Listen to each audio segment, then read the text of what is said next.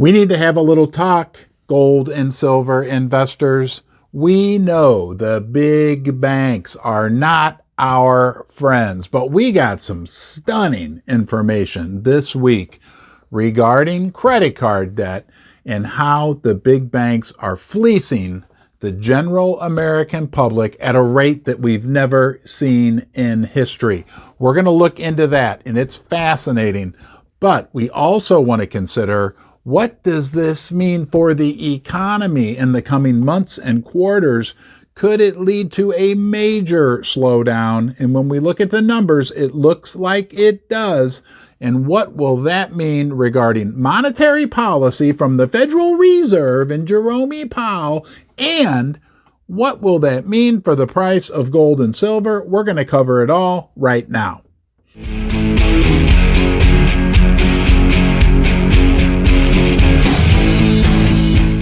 So we get data from the Federal Reserve showing that credit card balances, consumer credit card balances, are at near record high levels. People are using their credit cards to survive, to live. That's bad enough. But what's even more stunning is that the interest rates that the big banks like JP Morgan and Goldman Sachs and Bank of America, the rate they're charging consumers on these balances they have on their credit card are also at all-time highs, approaching 20%. Let me give you a real simple example. If you have a $10,000 credit card balance and you're being charged 20% interest over the course of 5 years, just 5 years, that balance would grow to $25,000.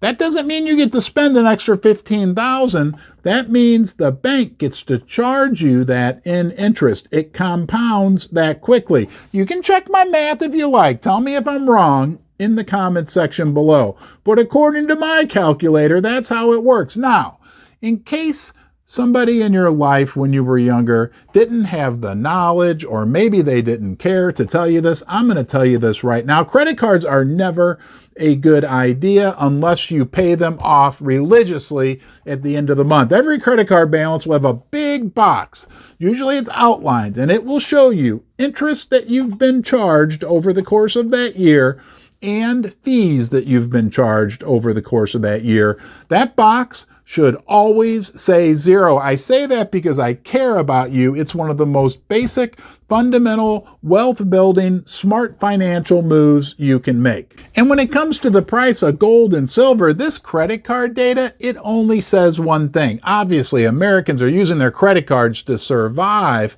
but it points to the fact that if they're using their credit cards, that's like one step above a pawn shop. People are tapped out. We know that shipping rates have collapsed. We know the volume of activity in the economy is crashing.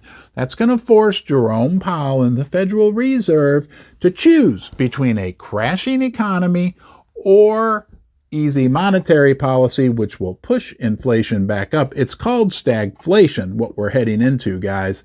Look, they're not going to let the economy crash. Most likely, according to my crystal ball, what they'll do is take the easy choice of easing monetary policy.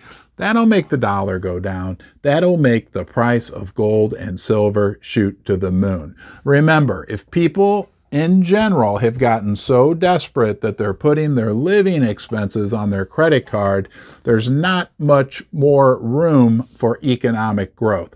We'll see how it all plays out. Remember, I don't have a crystal ball. I'm just sharing my opinions with you because I care and I like to hear back what you say. So leave a comment in the comment section below. Know that you're always welcome here. You can subscribe right here, and I'll look forward to seeing you next time.